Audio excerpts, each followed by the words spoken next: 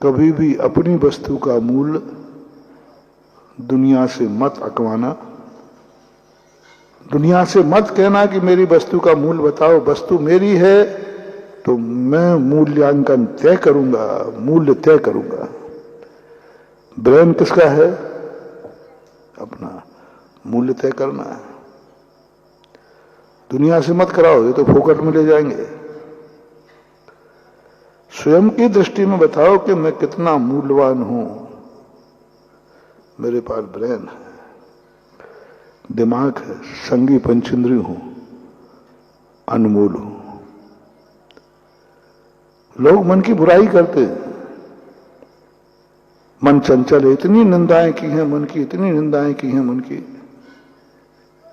इनका जिसकी तुम जितनी बुराई करोगे ना वो तुमसे दूर भागेगा, छूटेगा, छूटेगा तुम्हारा।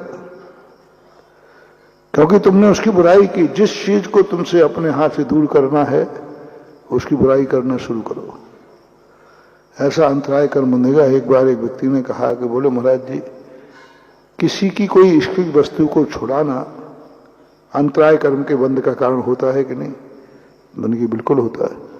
तो बोले सबसे ज्यादा आपको अंतराय कर्म का बंध होगा और आपके आचार्य को उससे ज्यादा। मैंने क्यों भैया, हम लोगों ने क्या बिगाड़ा अंतराय कर्म?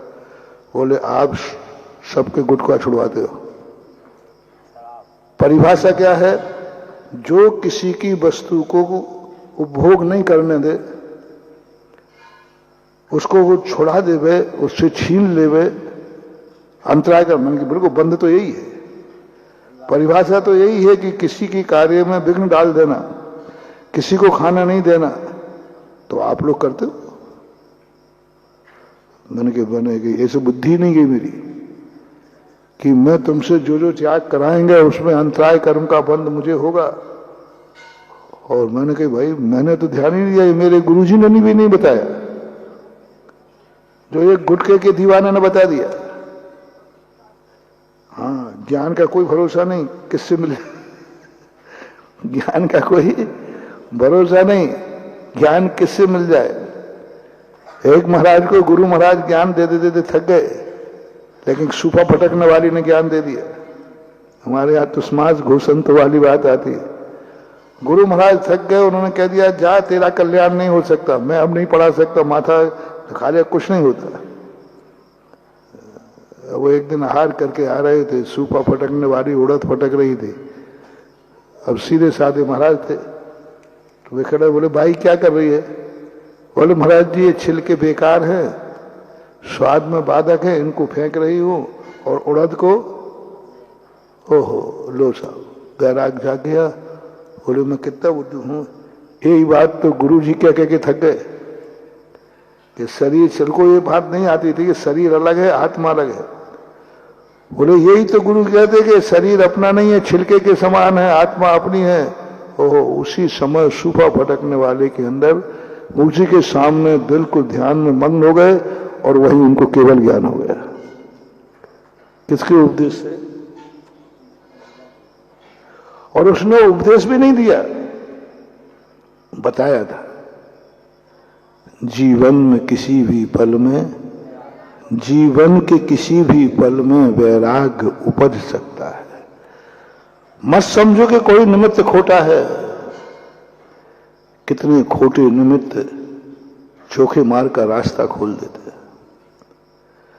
मत समझो कि ये हमारे लिए उपदेश दिया गया कि नहीं, कितने गे हमारी जिंदगी के ताले खोल देते। गे, उनका कोई लेना देना नहीं है।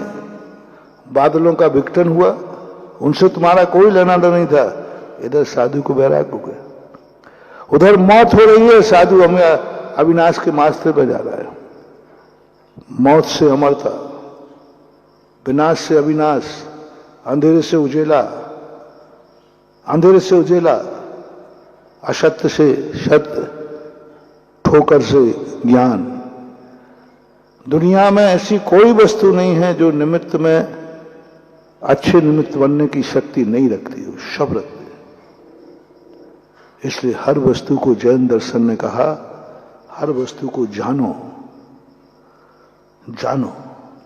अशुभ है इसलिए छोड़ दो, ताज्जुब जब हुआ जब शास्त्रों में पूज्यवर उमा स्वामी महाराज ने कहा तत्वार्थ श्रद्धानम सम्यक दर्शनम, और जब तत्वों के नाम गिनाए तो पहले कुछ समझ में नहीं आई कि हमें क्या लेना देना इस संसार से, क्या आश्रय और बंध से हमें क्या लेना है, तो हमारे विरोधी है, ये तो हमें छोड़ना है।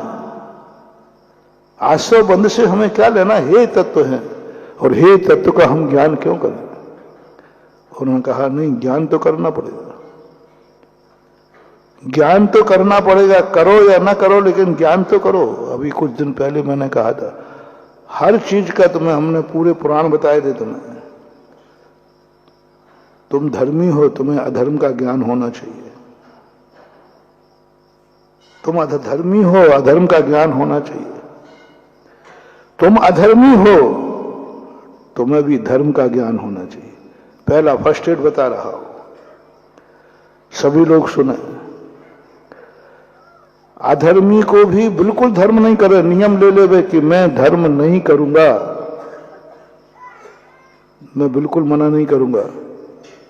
महाराज हम प्रवचन सुनने आए, आपकी एक बात भी नहीं मानूंगा, पहले एग्रीमेंट कर लो, और आप जो करोगे मैं उससे उल्टा करूंगा। आपने कहा गुटखा नहीं खाना, उस दिन हम डबल खाएंगे। आप जिस जिस चीज के मना करोगे मैं बिल्कुल उल्टा करूंगा। पहली बात तो करूंगा नहीं, करूंगा तो उल्टा करूंगा। अब आपका प्रवचन सुन सकता हूं क्या? क्या आप ऐसे भक्त को आशीर्वाद देंगे क्या? मैं नमोस्तु नहीं करूंगा, ये भी शर्त है। मैं नमोस्तु नहीं करूंगा, क्या फिर भी आप मुझे आशीर्वाद देंगे? मैं आपकी बात एक नहीं मानूंगा, फिर भी क्या आप सुनेंगे?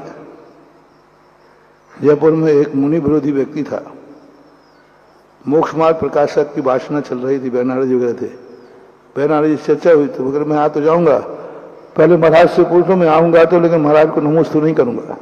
कंजाइश था, और महाराज की कोई बात मानूंगा ये कोई जरूरी नहीं है, तो मैं आ जाऊंगा। मैंने कहा भैया मैं नमोस्तु करने के लिए वासना नहीं करा रहा हूं, मैं तुम्हारे नमोस्तु के लिए महाराज हूं भी नहीं। जयपुर में एक मूल करता थे, उनको लोगों ने कहा कि महाराज आपकी चुनौती दे रहे हैं, आपकी जितनी धारणाएं हैं, जितने विकल्प हैं, सभी धारणाओं में वो आपका कटाक्ष कर रहे हैं, खंडन कर रहे हैं, और आपकी चुनौती दे रहे हैं। जितने कंजाइष्टियों की धारणा है उसका खंडन मैं करता हूं, आगम विरुद्ध है तो। और वहां जयपुर में तो 96 में बिल्कुल धड़ाधड़ खूब जम के होती थी, खंडन बंधन की स्थिति बन गई। तो कोई लोग थे, गोदारी करके थे राजन, उन्होंने जाकर कह दिया कि देखो महाराज इतनी चुनौती दे रहे तुम्हें और तुम चुनौती स्वीकार नहीं करते, यदि आप सही हो तो छाके सामना करिए, महाराज को जवाब दीजिए, महाराज को जवाब दीजिए आप सामने बैठ करके, और नहीं करते हो तो